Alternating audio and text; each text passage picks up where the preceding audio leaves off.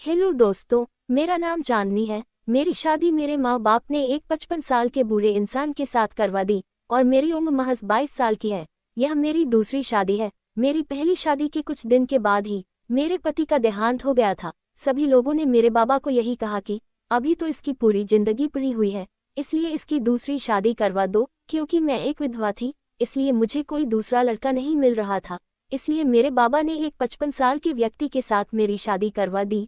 मेरे पति अधिकतर अपने काम के सिलसिले में व्यस्त रहते थे और जैसे ही जब काम से वापस आते हैं तो थकान का बहाना बनाकर सो जाते हैं। मैं अपने पति के बिना अकेली बिस्तर पर तड़पती रहती हूँ। मुझे पति का सुख कभी भी नहीं मिला, क्योंकि मेरा पहला पति तो कुछ ही दिनों के बाद मर गया था और अब मेरा दूसरा पति मुझे वह पति का प्यार दे ही नहीं पाता। मुझे वैसे तो दिन भर कुछ भी काम नहीं करना पड़ता, क्योंकि घर में एक नौकर रखा हुआ है। एक दिन हमारे नौकर की तबीयत थोड़ी खराब हो गई, इसलिए वह अपने बेटे को अपनी जगह कुछ दिनों के लिए काम पर भेज दिया था। अगले दिन जैसे ही हमारे नौकर का बेटा आता है तो उसको देखकर मेरे होश ही उड़ जाते हैं, क्योंकि वह दिखने में कतई भी नौकर की तरह नहीं लग रहा था। एकदम गठीला मजबूत शरीर, उस पर से गोरा रंग, काली काली आंखें, वह किसी फिल्मी हीरो से कम नहीं लग रहा था। मैं बहुत देर तक उसको बस ऐसे ही निहारती रही। तभी एकदम से नौकर के बेटे ने मुझे कहा, मालकिन, मैं राजेश काका का बेटा हूँ।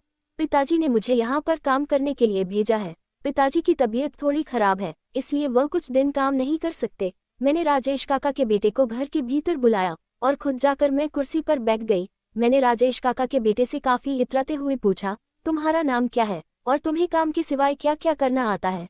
तभी राजेश काका के बेटे ने कहा, मालकिन, मेरा नाम दिनेश है। मैं घर का सारा काम काज बहुत ही अच्छे से कर लेता हूँ। तभी मैंने दिनेश की तरफ शरारत भरी हंसते हुए कहा, अच्छा, घर का काम तो कर लेते हो, ठीक है, लेकिन तुम्हें यहाँ मालूम है ना, घर का काम करने से ज्यादा जरूरी अपने मालिक और मालकिन को खुश करना होता है।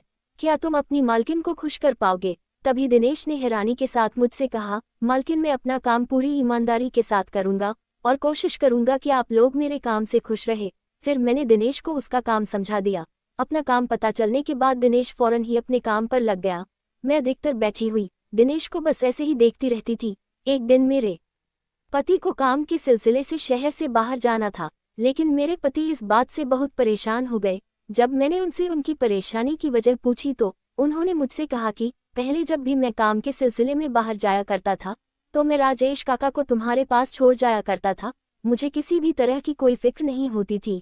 राजेश काका का नाम सुनते ही मैंने अपने पति से कहा, अरे कोई बात नहीं, राजेश काका नहीं है तो दिनेश तो है ना। दिनेश रात को मेरे पास रह लेगा, आखिर वह भी तो हमारा नौकर है। वह मेरा ध्यान रख लेगा और उसके होते हुए आप फिक्र क्यों करते हैं?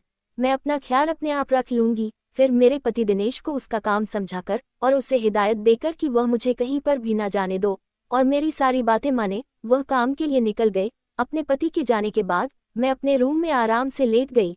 मैं अपने बिस्तर पर लेटे लेटे तड़प रही थी। मुझे समझ नहीं आ रहा था कि मैं दिनेश को किस तरह से अपने दिल की बात बताऊं। मैं दिल ही दिल दिनेश को चाहने लगी थी। जब से मैंने दिनेश को देखा, मेरे दिल और दिमाग में बस दिनेश का ही ख्याल आता रहता है।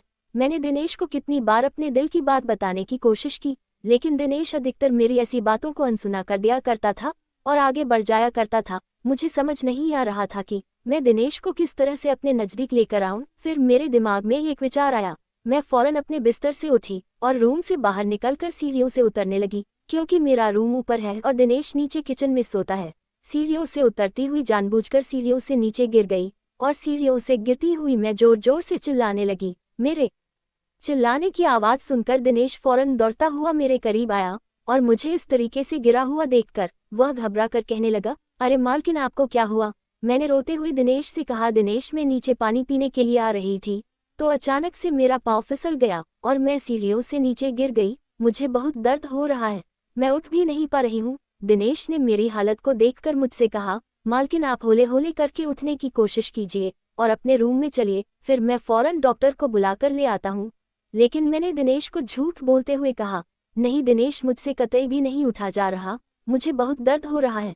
तुम ही मुझे उठाकर मेरे रूम तक लेकर के जाओ, वरना मैं यहीं पर पड़ी हुई मर जाऊंगी। जब दिनेश के पास कोई उपाय नहीं रहा तो उसने मुझे अपनी गोद में उठा लिया। दिनेश की बाहों में मुझे ऐसा आराम मिल रहा था जैसे मेरे जन्मों की ख्वाहिश पूरी होने जा रही हो।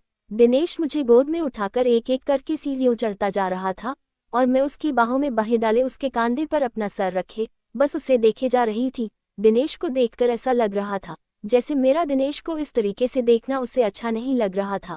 फिर दिनेश ने फौरन मुझे मेरे रूम में ले जाकर मेरे बिस्तर पर लेटा दिया। जैसे ही दिनेश ने मुझे मेरे बिस्तर पर लिटाया तो दिनेश से बिछड़ने के डर से मैं कतई घबरा गई और मैंने फौरन दिनेश की शर्ट पकड़ ली और उसे अपने नज़दीक खींचते हुए कहा, दिनेश मुझे छोड़कर कहीं मत जाओ, मैं तुम्हारे बिना जी नहीं सकती, मैं मर जाऊंगी। देखो ना मैं तुम्हारे बिना दर्द में कैसे तड़प रही हूँ। तुम्हें मेरा ये दर्द दिखाई नहीं दे रहा है क्या? तुम्हें मेरा वह दर्द दिखाई नहीं देता? दिनेश ने मेरी एक भी बात का जवाब नहीं दिया और उसने बस खामोश से इतना कहा, मालकिन मैं जरा जल्दी से जाकर डॉक्टर को बुलाकर लाता हूँ। इतना कहकर दिनेश रूम से बाहर चला गया।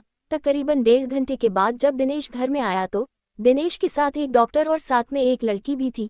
डॉक्टर ने मेरा पाँव देखा तो डॉक्टर ने कहा कि नहीं, ज्यादा कोई तकलीफ नहीं हुई है, बस कुछ दिन आराम करेगी तो ठीक हो जाएगा, और डॉक्टर ने मुझे दवाई दे दी। डॉक्टर के जाने के बाद दिनेश ने उस लड़की जो दिनेश के लिए कहा।